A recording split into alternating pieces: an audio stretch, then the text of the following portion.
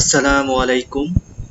এই ভিডিওতে আমি পেনাল কোড 1860 এর সেকশন 88 এবং 89 নিয়ে ডিসকাস করব। Let's see at first section 88। Section 88 এ বলা হয়েছে যে এমন কোনো কিছুই অফেন্স বলে ট্রিট করা হবে না যেটা ডেথ কজের ইন্টেনশন নিয়ে করা হবে না, বরং এটা করা হবে সংশ্লিষ্ট ব্যক্তির বেনিফিটের জন্য, এবং এটা অবশ্যই সংশ্লিষ্ট ব্যক্তির এক্সপ্রেস বা ইমপ্লাইড কনসেন্ট নিয়ে করা হবে।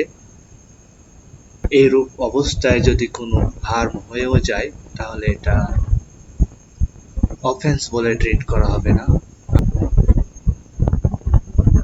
সাপোজ একজন সার্জন, একজন ডক্টর কোনো একজন পেশেন্টের অপারেশন করবে এবং ডক্টর জানে যে এই অপারেশনের কারণে পেশেন্টের মৃত্যু পর্যন্ত হতে পারে, কিন্তু ডক্টর গুড ফেথে মৃত্যু ঘটানোর উদ্দেশ্য না নিয়ে পেশেন্টের বেনিফিটের জন্য যখন এই অপারেশন করবে এবং এই অপারেশনের ফলে যদি পেশেন্টের কোনো ক্ষতি হয়ে যায়, এমনকি ডেথ পর্যন্ত হয়ে যায়, তাহলে ডক্টর এর জন্য লায়াবল হবে না।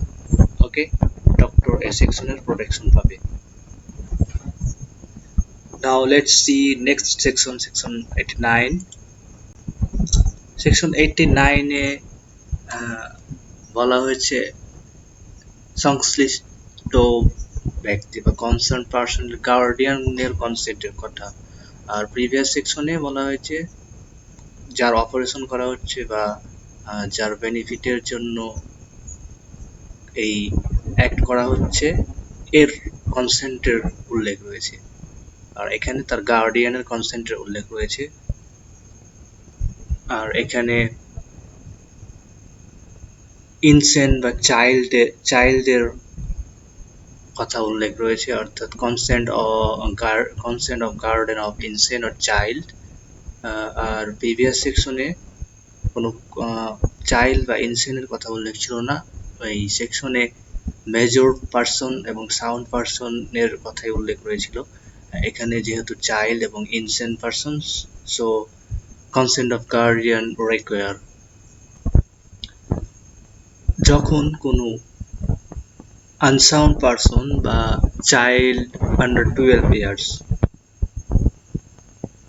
আনসাউন্ড অথবা এমন কোন চাইল্ড যার বয়স 12 এর নিচে, এদের বেনিফিটের জন্য কোনো অ্যাক্ট করা হবে এবং এই অ্যাক্ট করা হবে with the consent of guardian অথবা কনসেন্ট অফ আদার পারসন, যাদের এই আনসাউন্ড পারসন এবং এই চাইল্ডের ওপর লফুল চার্জ রয়েছে, এদের এক্সপ্রেস অথবা ইমপ্লাইড কনসেন্ট নিয়ে যখন কোনো অ্যাক্ট করা হবে তাদের বেনিফিটের জন্য, এবং এর ফলে যদি কোনো হার্ম হয়েও যায়, তাহলে এ ধরনের হার্মের জন্য ডুয়ারের যে এই কাজটা করছে তার কোনো লায়াবিলিটি থাকবে না।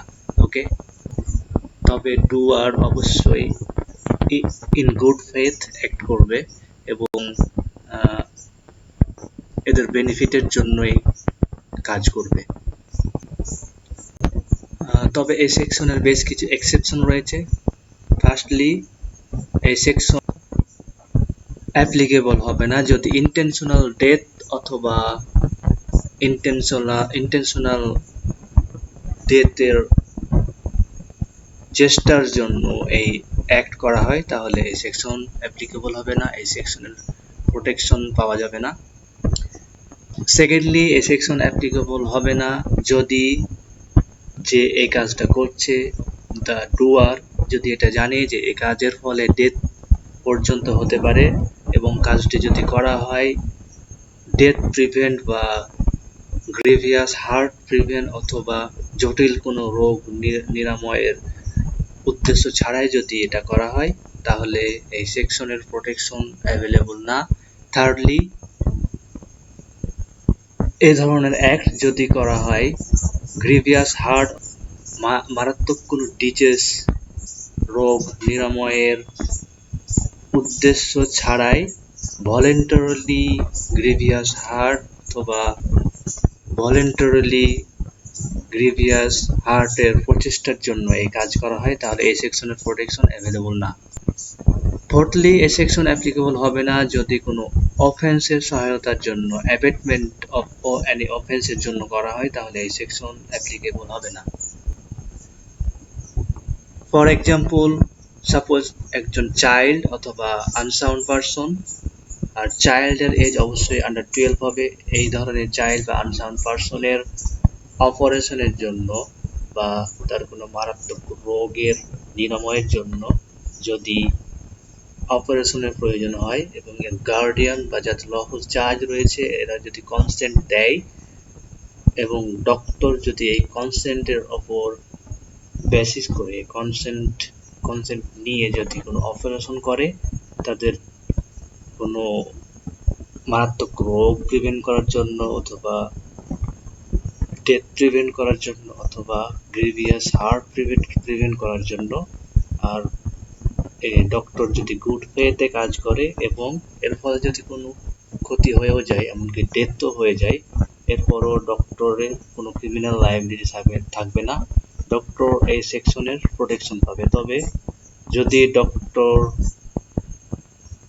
এই কাজটি করে ভলেন্টারিলি ডেথের উদ্দেশ্যে, ইন্টেনশনাল ডেথের উদ্দেশ্যে বা কোনো অ্যাবেটমেন্টের সহায়তা হিসেবে, তাহলে অবশ্যই ডক্টর লায়াবল হবে। ওকে,